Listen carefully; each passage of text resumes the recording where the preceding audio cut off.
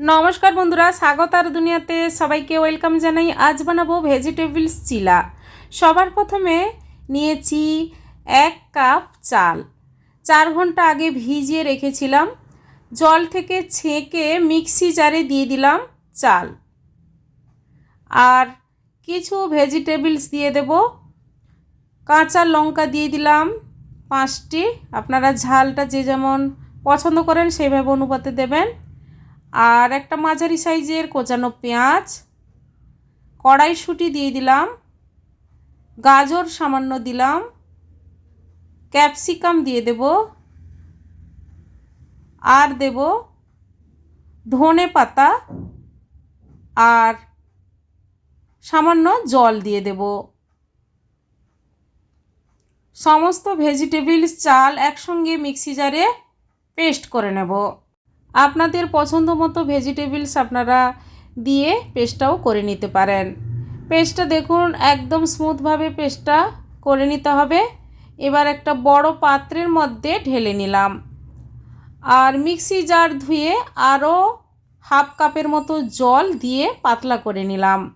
চাল আর ভেজিটেবলসের ব্যাটারটা কিন্তু বেশি পাতলাও নয় আর বেশি ঘন করে নয়, সেভাবে করে ব্যাটারটা তৈরি করে নিতে হবে। খুব ইজি আর অল্প সময়ে এটা বানানো যায়। পরিমাণ মতো লবণ দিয়ে দেব।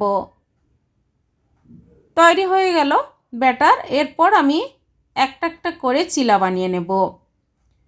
বাচ্চা স্কুল টিফিনে কিংবা সকালের ব্রেকফাস্টে কিংবা রাতের ডিনারে খুব কম সময়ে বানিয়ে ফেলতে পারবেন।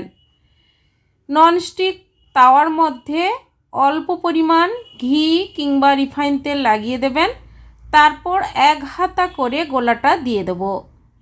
দেওয়ার পর গ্যাসের ফ্লেমটা লো রেখে আস্তে আস্তে করে দেখবেন ওপরের দিকটা শুকিয়ে যাবে। তারপর একদিক হয়ে গেলে আরেক দিক আস্তে করে উল্টে দেব। দেখুন কত সুন্দরভাবে তৈরি হয়ে গেল। এইভাবে সবগুলো ভেজিটেবলস চিলা আস্তে আস্তে করে বানিয়ে নেব।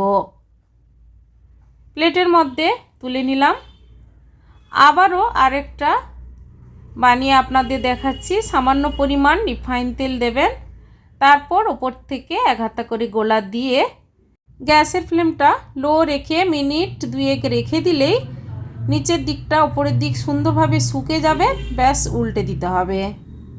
খুবই পাতলা আর সফট হয় আর খুবই হেলদি।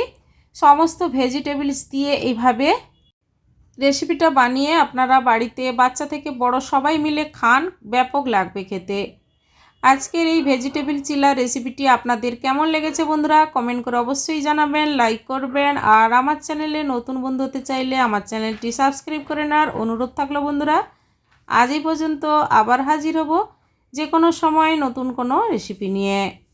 আমি এখানে টক দই দিয়ে সার্ভ করে নিয়েছি। আপনারা আপনাদের মতো যে কোনো চাটনি কিংবা পছন্দর কোনো তরকারি দিয়েও আপনারা খেতে পারেন। আজ এই পর্যন্ত, সবাই ভালো থাকুন, সুস্থ থাকুন, ধন্যবাদ।